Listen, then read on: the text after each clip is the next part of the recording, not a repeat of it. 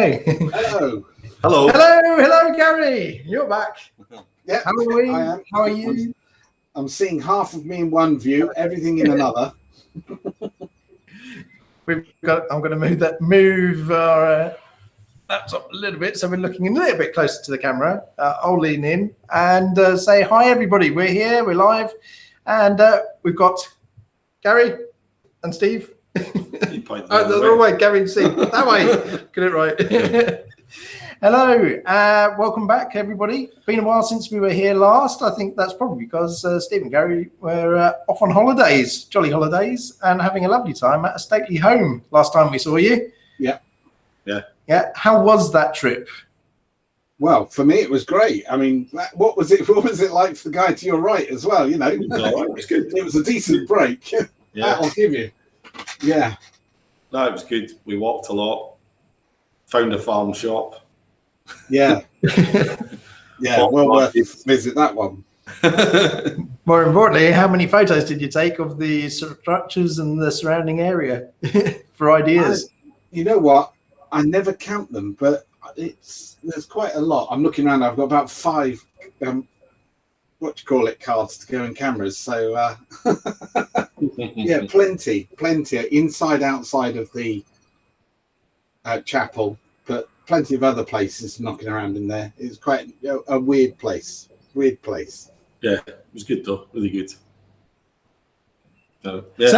So what you've been up to then, Gary, since you've been back? Organising pictures, it feels like sometimes.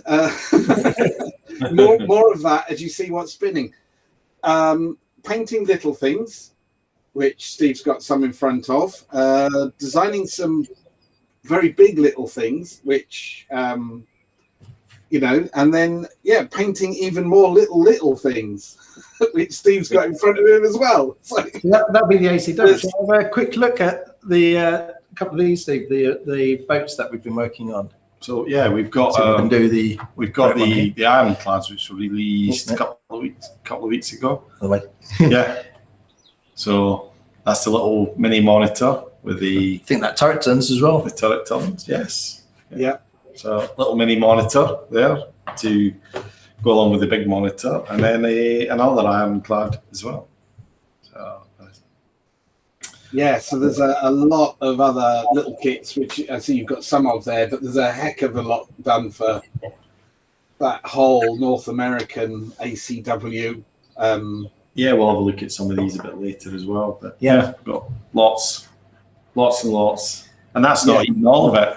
No, we've got boxes full of it coming, I believe. And of course, the number of boxes, Alamo kit has been a big one recently.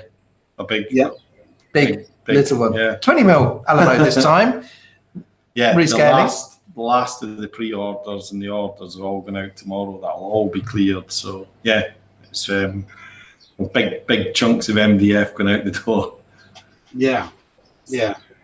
That was an interesting rescale. I mean, Steve and I have been talking about rescaling certain things for a long time, and that one there was a lot of work. Not a lot of work involved, but there was a lot of work involved. There was a heck of a lot of thinking gone on to try and actually work our heads around it.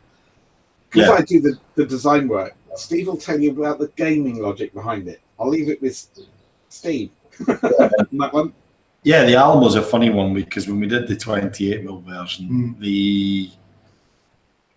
if we did it at scale, it would just be unusable as a gaming piece because it would be too big for. Yeah, you need a school hall. It'd probably be about 2 and a bit meters that we work out at realistically on the long side, and then about 1.5 meters. So it's like too big for a table. So we. Much like we've done with the Lay Saint and Hugo one, we sort of make the building scale-wise okay and the look of it, but then you just shrink the footprint a little bit and it makes it usable as a gaming piece. But when you drop down the scales, that restriction doesn't hold quite as true, does it? Because the gaming tables that people got access to don't shrink. So you're still going to be playing on a 6x4. Yeah, so we made that decision that we could leave the footprint bigger and make it more scale scale friendly, and then just adjust all the buildings around that to suit the figures. And so that's the route we took, didn't we? I think the thing with what we've done, it's big as it is for 28mm, and it fits the scale of a 28mm figure because of the nature, which is how we design stuff. It's the aesthetic matching with not just the game rules, but how the figures look and stuff. And then with the 20mm Alamo, that came in as well, with lots of discussions on certain heights and distances and all this sort of stuff. And by doing what we've done, it's become even more epic. Sounds silly, doesn't it? Yeah. It has the scale of the actual site has gotten even more correct as it's changed to what we're doing. So for the scales indeed. And we're going to be looking at a few other scale things in a little bit of what's coming soon.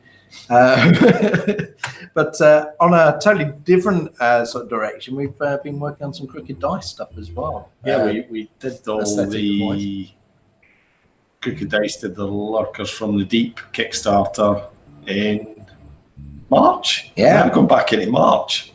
So we finished the last of all the kits for that. I think he's sending them out this week.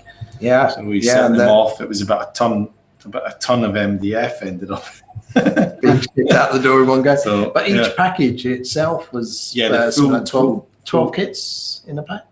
14 kits. Well, it's 14 sets, but it's actually 15 kits because some of them have got more than one in them. Yeah, so that was 9 kilos a set. So yeah, that's and that's a full range that will be available soon, and from Crooked Dice as well. Crooked Dice are going to be having those as well once he's cleared the decks. So that was fun. It was a really cool aesthetic, wasn't it, Gary? Yeah, it's one of the. It's funny because until a kit is released, I'm never confident to put things away. You'll see there's a temple up there. There's stuff behind here. It's like once it's done, I'm going to have to find space for it somewhere here, and a box to put it in, and then suddenly I'll get volumes of space to put more stuff in. But yeah, is that when Steve comes down to radio? Lovely bit of work to do. Yeah, it was nice, really nice kits actually. So I think towards the end of this month we'll be showing off a lot more of that again, and showing off all the lovely paint jobs, of course, that you did on those. And we'll be talking, I think, in the next one, probably next show, more about what we did to actually get those painted up and the look that you created as well. Because that was quite a nice look in the end, with that very almost cartoony style, wasn't it? With the washed buildings and the way you were. There was a book I bought in 1980. Where you don't need that kind of book anymore. It was a very big designer at the time. He wanted, a bit like the one I'm plugging. It's just, you just went through technique. So it's all marker pens. So we'll go through a lot more of that as and when. Yeah. So in the meantime, we've got some new goodies coming up, including being 6th of June this weekend, something nautical and appropriate. So Gary, what do you have there to show us? Well, as long as everything doesn't freeze on us. Ta-da! There you go. That's cool. It's big but small. It's a nice little motor torpedo boat that actually, if you take off a few bits at the back, you can have a double gunboat. That was the word I'm looking for. So to me, that's the being a bit nautical, the 73-foot Vosper, like Type 1, and the one you mentioned that you could do with removing the back end tubes, perhaps, and putting a gun on there, would be the Type 2. Perhaps we should make the gun mount that's on the front, because the deck is the same angle all the way through, available as a separate item that people can take out that engine cowling and the air vent. Yeah, that would be a nice idea. Yeah, I think it'd be interesting to see what comments people might make, whether that's a good idea that they'd like to see. So comment on this Facebook post. Yeah, there you go. Make a note. They're all going to say, do it now. I know they will, but we're going to show off this. Of course, it's out at the weekend, so be able to see those pictures up of the ones you painted. You used some interesting figures on there. On the pictures I've seen, you've got some painted ones. Where are they from? These are just some 3D CAD. I use them for scale. I've got in CAD. I've got some seated figures and some standing figures. I call them Bob. These are my Bobs. Bob yes. Comes in a couple of different scales. I've got some teeny Bobs, which are 20mm Bobs. Yeah. So they just help. I've got a 15mm Bob, but I didn't get any of those 3D printed. They're just done as crew, a couple, just to give it a feel. There have been some other crew that I've done some time ago. Got to find, there they are. As they just come round. And they were done quite some time ago. They're actually green stuff and Victrix with a few navy heads stuck on. Nicely done. They're French Imperial Guard underneath because their feet look like wellies. So that's why I use those. But so, we know we've got gamers out there who will ask, where did those figures come from? Now you know. Yeah. It just takes that question of where did you get them from? I didn't. I'm sure someone will comment and say you can get. There's bound to be naval crew of various ilk. Yeah. That's very nice, Gary. I can see a lot of potential for that one. I mean, we currently have the Operation Biting bundle, yeah, the radar and the chateau. Well, one of these is what picked the paras up off the beaches, so you can actually do the complete scenario if you can get down to the beach. Yes, get some paras, land close by, get in there and get the equipment, nick the radio, and get out. If you put, fiddle it a little bit, it's a captured MTB that you need to get some spies out from, a failed attempt on Winston Churchill's life. Yes, yeah. Some Polish paras are needed for that one, I think. Yes. Yeah. A watermill, a nice village chart. I think we know where we could get hands on a few of those pieces. Yes, exactly. I mean, God forbid we plan it this way. No, never. Watch films then. No, Adam's just come back. Of course, he has to with an X-craft and a midget sub, please. Well, funny, the really midget ones you sit on with divers. The problem is these figure manufacturers need to really catch up. We need crew. We need crew for all these things. Absolutely. Right. So I'll put my order in now for a fair mile, please. And I'm sure someone will come back with an S boat as a choice. But later, maybe a few years, we'll see. We'll expand later. So that is awesome, Gary. That is really nice to see that one. Now, of course, being the focus being back to World War Europe for a little bit, you've got a few other pieces that are painted there. But whilst you're setting up, perhaps, if we swap cameras momentarily, we'll have a quick look at what's something that's coming up. And this, Steve, would you like to say what we've got? They're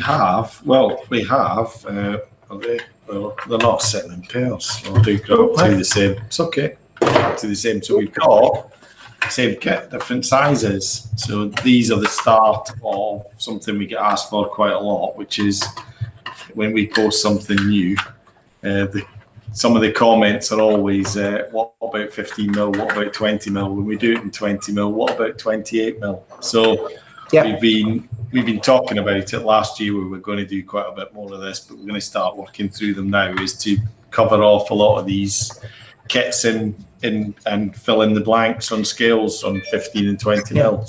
So we've got quite a range of 20mm already out there and about, and 15mm just behind that in numbers. So we've got our 15mm and our 20. Yeah. So these are the Dutch Belgian ones, but we've got some timber frame stuff coming.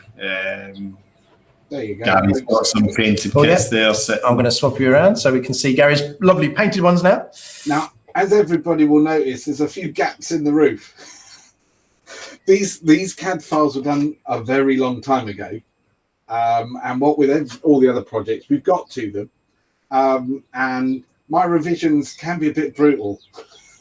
Yeah. or minor. In this one, they were minor, but there's a few holes in the roof and a few things. When you see the photographs on the website, those holes won't be there. That's tomorrow's work. These are the tested ones, so they don't have holes. That's fine. We know they work. Now, of course, what you see on Gary's turntable there, you've got a couple at the 15mm scale, as we've got them here, with the 2 floors. But I believe there's one at the back at the moment coming around, which has got an extra floor. Yeah. And we'll be seeing those extra floors. And in fact, that one's also got the interesting little passage route through on the front end of the house. So in the streets, you were saying something about that earlier, weren't you? So the design of it. Yeah. These little covered walkways that sort of come down along. I mean, you get them in Europe, you get them in the UK. I'm thinking Chester, isn't it? Chester's got that sort of covered area and double layered, doesn't it? Yes, Where you've got the walkway right down with the wall, and you've got it's almost like a false wall window on the streets itself, haven't you? Yeah. Well, these are the same as the 28 kits, which means that yes, there's extra floors you can add, but it also means that the top floors and the bottom floors, they can all be interchanged. Yeah. And so you'll get a different feel. So you don't always have to have the same building on the thing. On the game table. You can. We always laugh, don't we, about these, because you go to Antwerp and things, and you get these beautiful streets, don't you? And these are really narrow, tall buildings, and they can be 4 or 5 stories high, and then they've got these beautiful roofs, and everyone's slightly different. The frontages on facing them, they've got all these beautiful the brickwork and some of the detailing. So this is a sort of selection that shows off some of those features.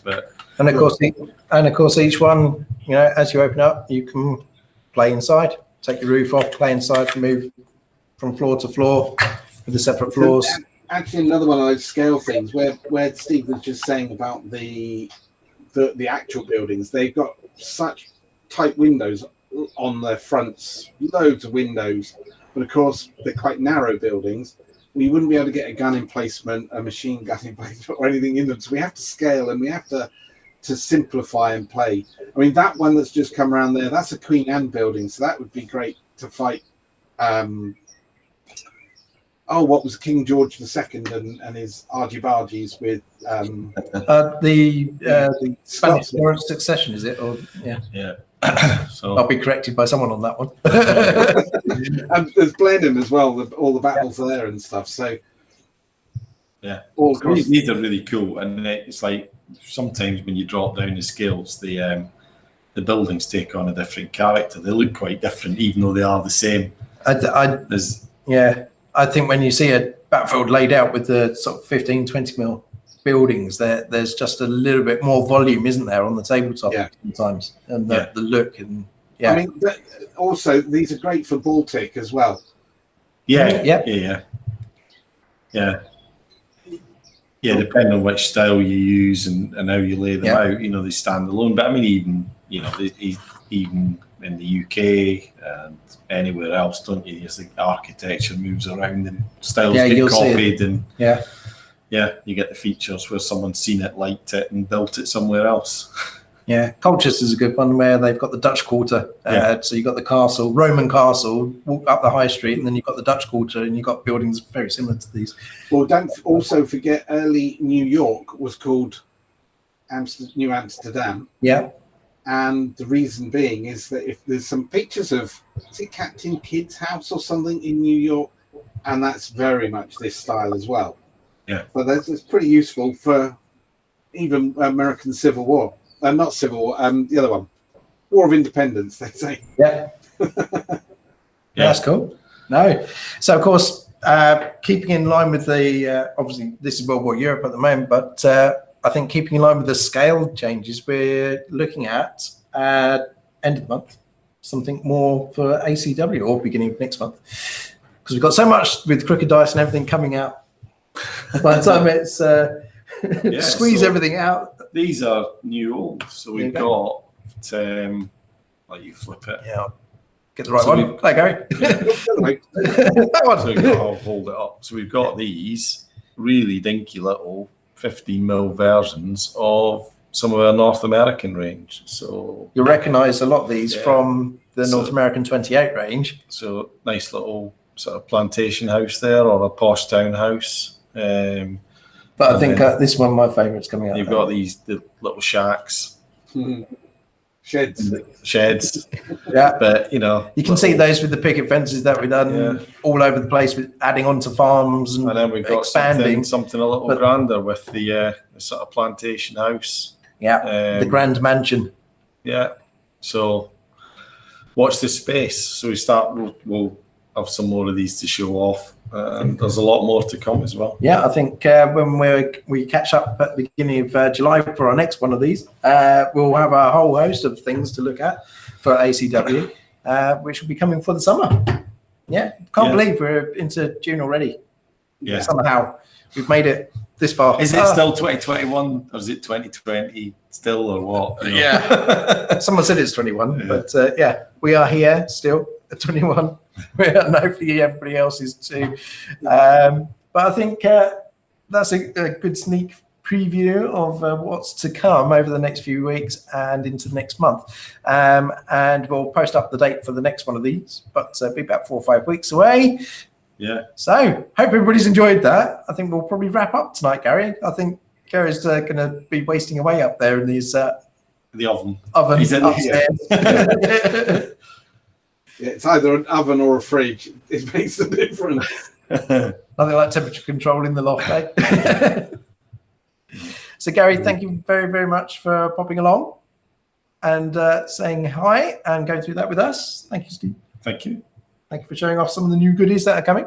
Thank you, everybody, for joining us. We'll say goodbye for now. Ta-da. See you guys. Bye. Bye.